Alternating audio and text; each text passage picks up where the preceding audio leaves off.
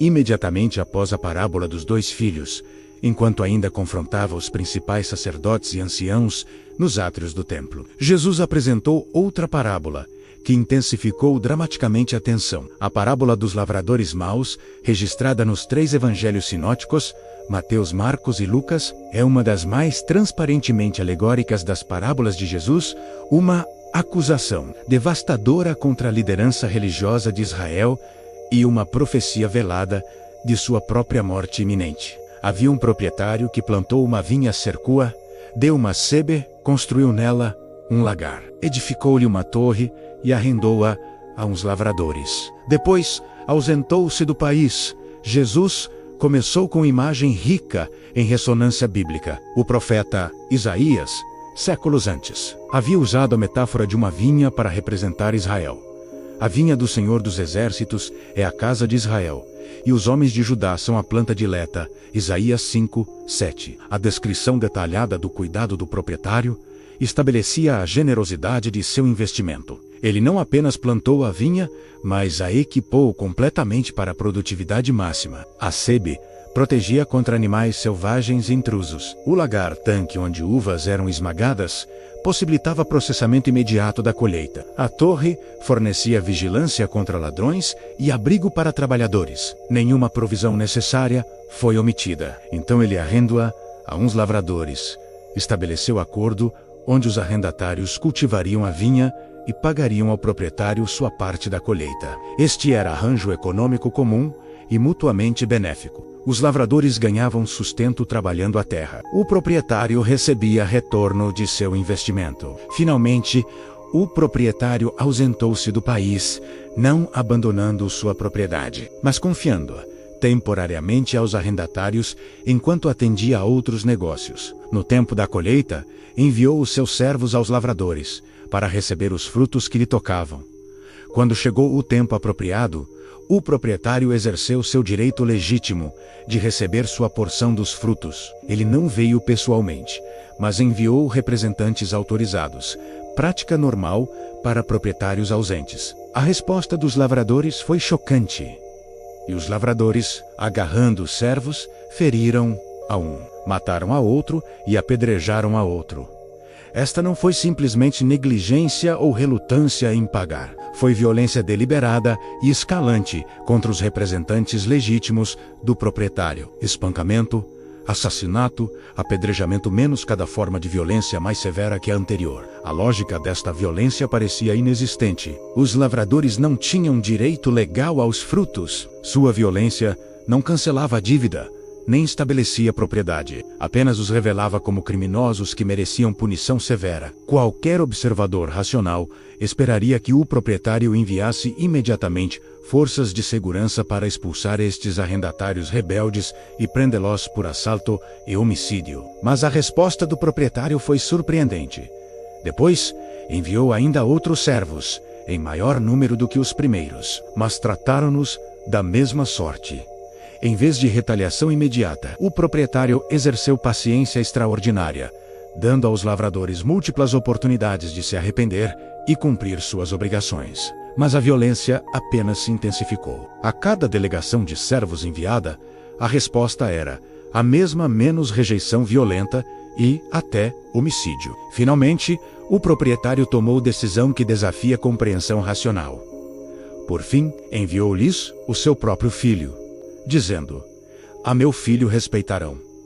Esta decisão parece inexplicavelmente ingênua. Se os lavradores maltrataram e mataram servos, que lógica sugere que respeitariam o filho? Mas o proprietário, em misericórdia quase incompreensível, deu-lhes uma última chance, enviando aquele que era mais precioso para ele. A resposta dos lavradores revelou a profundidade de sua maldade.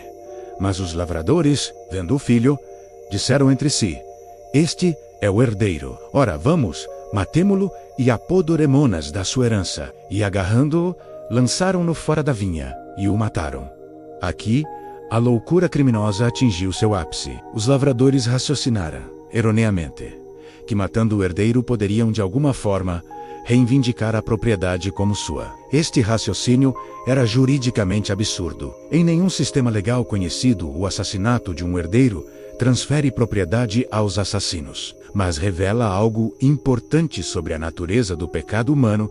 É fundamentalmente irracional. Procura ganho impossível através de meios que garantem destruição. Os lavradores maus representam a insanidade do coração rebelde, que imagina que pode suplantar Deus e estabelecer autonomia absoluta. Jesus então fez pergunta retórica aos seus ouvintes: quando, pois, vier o Senhor da vinha, que fará aqueles lavradores? A resposta era óbvia. Os principais sacerdotes e anciãos responderam: fará perecer horrivelmente a estes malvados e arrendará a vinha a outros lavradores, que lhe darão os frutos nos seus devidos tempos.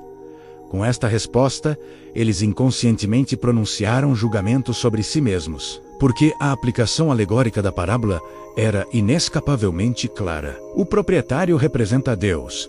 A vinha representa Israel, o povo escolhido, estabelecido e equipado por Deus com todas as provisões espirituais necessárias, menos a lei, os profetas, o templo, as alianças. Os lavradores representam os líderes religiosos de Israel, sacerdotes, escribas, anciãos menos confiados com a responsabilidade de cultivar piedade entre o povo e produzir fruto espiritual. Os servos enviados pelo proprietário representam os profetas que Deus enviou repetidamente através dos séculos, chamando Israel ao arrependimento e obediência. A história de Israel é a história trágica de profetas rejeitados, perseguidos e assassinados.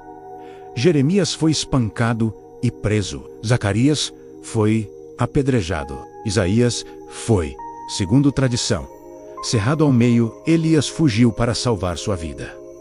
João Batista foi decapitado. Como Jesus lamentaria mais tarde: Jerusalém, Jerusalém, que matas os profetas e apedrejas os que te foram enviados. O Filho representa o próprio Jesus, o Filho amado de Deus, o herdeiro de todas as coisas, enviado como última e suprema revelação do Pai. E a conspiração dos lavradores para matar o Filho era profecia transparente do que estava prestes a acontecer. Os líderes religiosos já estavam planejando prender e matar Jesus. Dentro de Diazo, entregariam para crucificação fora da vinha, fora de Jerusalém, em Gólgota. Jesus então citou o Salmo 118.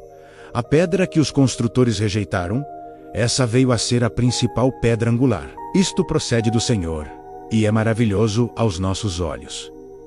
Esta citação adicionou dimensão crucial. Embora os líderes religiosos construtores rejeitassem Jesus, a pedra, Deus o estabeleceria como fundamento central de seu novo templo espiritual, menos a igreja. A rejeição humana não frustraria o propósito divino. Paradoxalmente, tornava-se o meio através do qual o propósito seria cumprido. Jesus então pronunciou o julgamento solene: portanto vos digo que o reino de Deus vos será tirado e será entregue a um povo que lhe produza os respectivos frutos. Esta era a declaração revolucionária. O reino de Deus não mais seria monopolizado pela etnia judaica ou mediado através das estruturas religiosas estabelecidas. Seria dado a um povo, englobando judeus e gentios, que produzisse fruto espiritual genuíno. A parábola ensina verdades múltiplas e profundas. Primeira, privilégio espiritual traz responsabilidade correspondente. Israel foi escolhido, equipado e abençoado, não para gozo exclusivo egoísta, mas para produzir fruto que abençoaria todas as nações. Quando falharam em cumprir este propósito, o privilégio foi transferido. Esta verdade permanece relevante. Igrejas, denominações, nações ou indivíduos que gozam de rica herança cristã não podem presumir que tal privilégio é garantido perpetuamente. Se deixam de produzir fruto espiritual, se tornam-se institucionalmente corruptos, teologicamente heréticos ou moralmente comprometidos, Deus pode remover o candelabro. Apocalipse 2:5. Segunda, Deus é paciente, além de medida humana. O proprietário enviou servo após servo, absorvendo perda financeira e violência contra seus representantes, dando oportunidades repetidas para arrependimento. Esta paciência reflete o caráter de Deus. O Senhor é longânimo, não querendo que nenhum pereça, senão que todos cheguem ao arrependimento. Mas paciência divina não é infinita. Há limite, além do qual o julgamento torna-se inevitável. A destruição de Jerusalém em 70 DC, quando as forças romanas demoliram a cidade e o templo, foi vista pelos primeiros cristãos como cumprimento do julgamento profetizado nesta parábola. Terceira, rejeitar Cristo é rejeitar Deus. Os lavradores que mataram o filho selaram seu destino. Similarmente, aqueles que rejeitam Jesus, o Filho enviado por Deus como última e suprema revelação, menos cortam-se da única provisão de salvação. Quem crê no Filho tem a vida eterna. O que, todavia, se mantém rebelde contra o Filho, não verá a vida, mas sobre ele permanece a ira de Deus. João 3:36. Quarta, a cruz, embora aparentemente derrota, foi vitória definitiva. Os lavradores pensaram que matando o herdeiro ganhariam a herança. Na verdade, aceleraram seu próprio julgamento. Similarmente, ao crucificar Jesus, as forças do mal pensaram ter triunfado, mas a cruz tornou-se o meio da redenção humana e derrota de Satanás. Conclusão e moral da história. A parábola dos lavradores maus é tanto advertência quanto convite. Adverte contra a presunção espiritual, rejeição dos mensageiros de Deus e particularmente contra a rejeição de Cristo. Mas também implicitamente convida: torne-se parte do povo a quem o reino é dado, que produz fruto genuíno. Não importa quão espiritualmente privilegiado seu contexto, não importa quão impressionantes suas credenciais religiosas, a questão definitiva é: você está produzindo fruto para Deus? E, crucialmente, como você responde ao Filho? Porque ele é a pedra angular. Aqueles que constroem sobre ele têm fundamento seguro, mas Jesus advertiu: todo o que cair sobre esta pedra ficará em pedaços, e aquele sobre quem ela cair será reduzido a pó. A escolha é clara: submissão ao Filho que traz salvação, ou rebelião que traz julgamento. Os lavradores maus escolheram rebelião e enfrentaram consequências inevitáveis. Que possamos escolher sabedoria, honrando o Filho, produzindo fruto digno do reino, e vivendo em gratidão por aquele que, embora rejeitado e morto, ressuscitou e reina eternamente como a pedra angular do propósito redentor de Deus.